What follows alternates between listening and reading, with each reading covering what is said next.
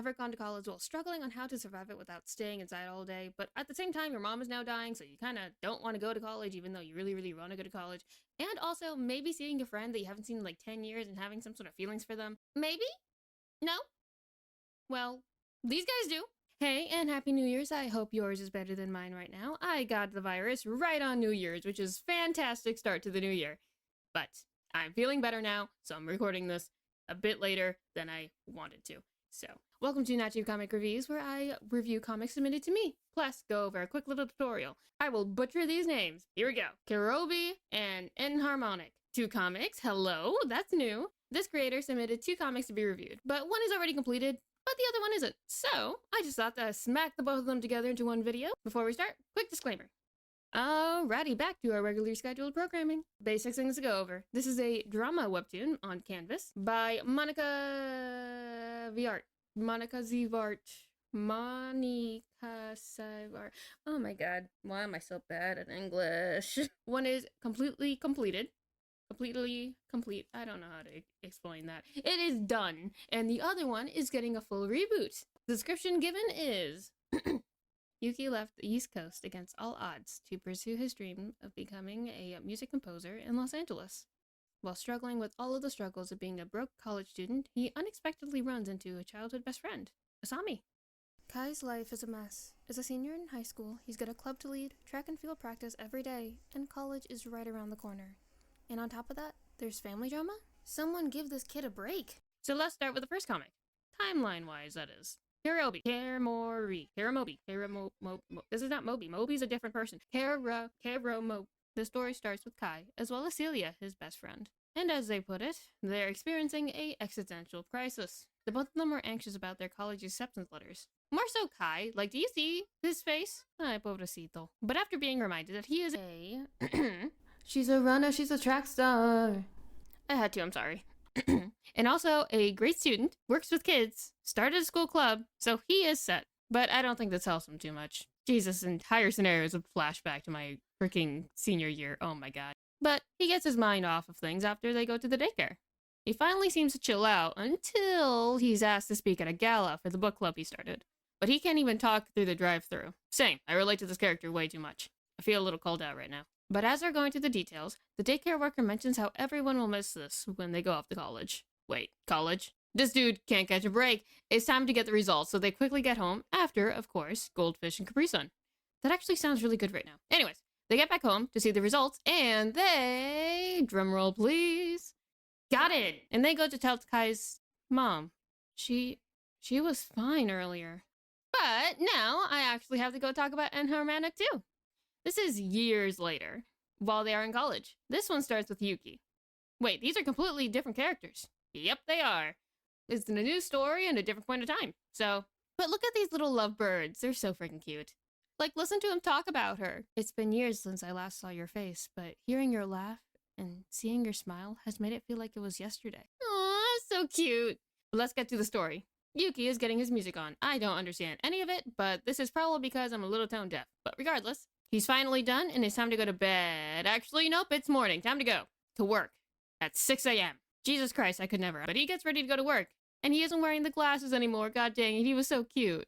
But he does look like a panda now, so he goes out of his room to see his way too happy in the morning roommate Eric, who mentions how Yuki stayed up way too late. Meanwhile, he was out partying until 3 a.m. But we can get past this hypocrite, as he's changed the subject to Eric's film club and their new project. But mentioning they still need a few people in order to finish it. A storyboarder and a music guy. Foreshadowing? Maybe? Nah, it's fine. Time to go to work. After some troubling family phone calls. The drama is building. Also, his sister is really pretty. But actually time to go to work this time. Which I'm sure he loves. Yep, definitely. He gets roped into closing after his shift is already done. Imagine leaving work just to go back to it a couple hours later. And there's a new girl. Though wait, he knows her? Aw, look at him getting all nervous and embarrassed. And she might know him too. More drama, yay. Now to my favorite design. Just a second. I need to quickly check something. There are blah blah blah, having major trouble, friend bonding, and...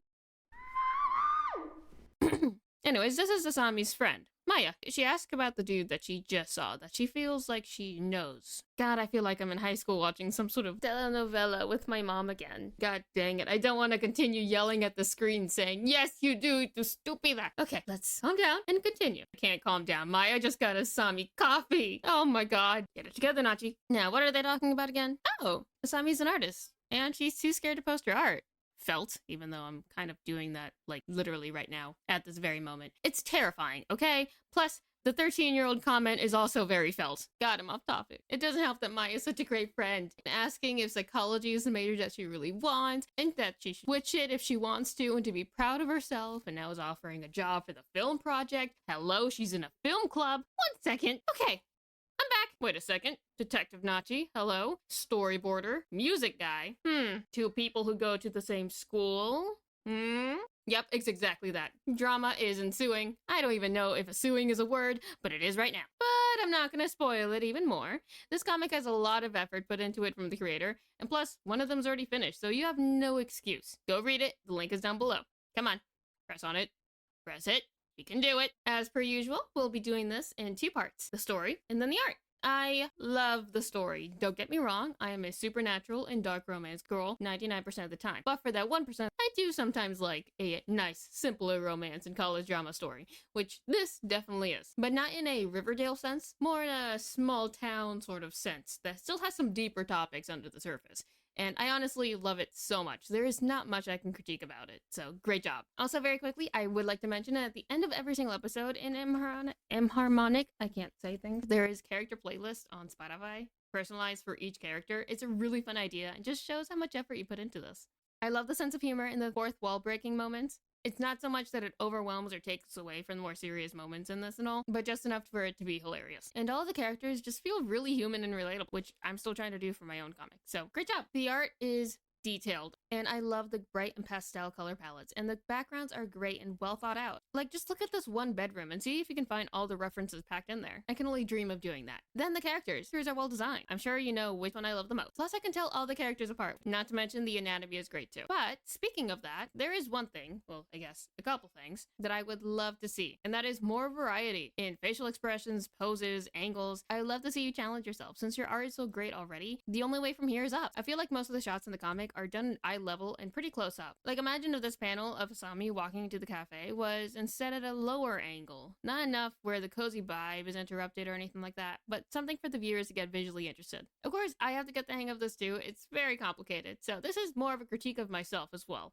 Another thing would be the sound effects, which is a bit hard to explain how to do that since this is a comic and not a movie or something else where you can actually hear the sounds. But since comics have no sound, you kind of have to get creative with the sound effects. A creator I strongly recommend for this is this dude right here. I can't remember their name off the top of my head, but I'm sure it's above my head or next to my head or something, I don't know. They have YouTube shorts on this very topic, and they are hilarious and educational. I mention this because some of the sound effects are usually just plain bold text with the sound effect written out, and sometimes it works, but other times it feels a little bit awkward and out of place. Now, to the tutorial. This is usually where I would do a tutorial on some of the bigger things I mentioned in the art critique portion of this video, like perspective or something, but since I barely understand it, and I would not want to subject you to me very badly explaining things. Here are some great creators with useful vids on this very topic. And I was sick while scripting this, so we'll see if I can actually understand what I wrote. I'm already really bad at writing, so me being sick, that's gonna be a whole different ballgame. So,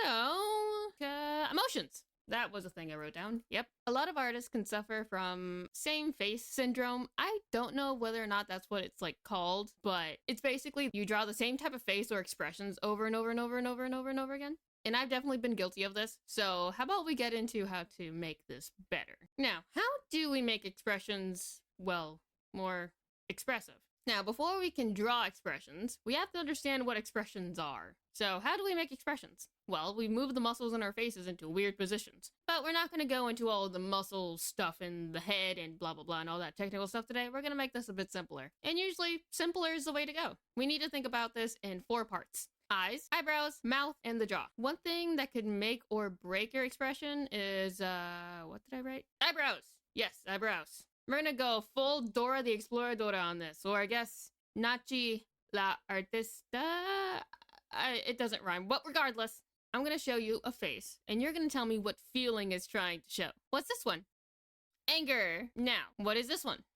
More of a sad, maybe even painful expression. This is going to be the most flexible thing you could change on the face. And then there's the mouth, the eyes, and then the jaw, which are less flexible, but still important. Something I find helps me, as much as it is a little bit embarrassing to do in front of other people, is to make the expressions that you're drawing. It can help you get a reference, especially if you can't find a reference online. You still have your own face, so make those dumb expressions. And while you're doing that, you may see some other things on that beautiful face of yours, and that is wrinkles. Everyone has them, and that sell your expressions. If you're anything like me, you probably don't like drawing these because you want to keep your characters all pretty, and having too many wrinkles can make it seem like you're trying to draw an old person. But it can make your expressions more expressive. You just need to find a happy medium. But if you don't believe me, some random artist on the internet, I don't blame you. I don't do this. Yet, that is. But you can look up any type of expression concept art from characters from the TV shows that you like. Like for Disney. Regardless of what you think of the company, they have some amazing artists. And see? Smile lines and stuff.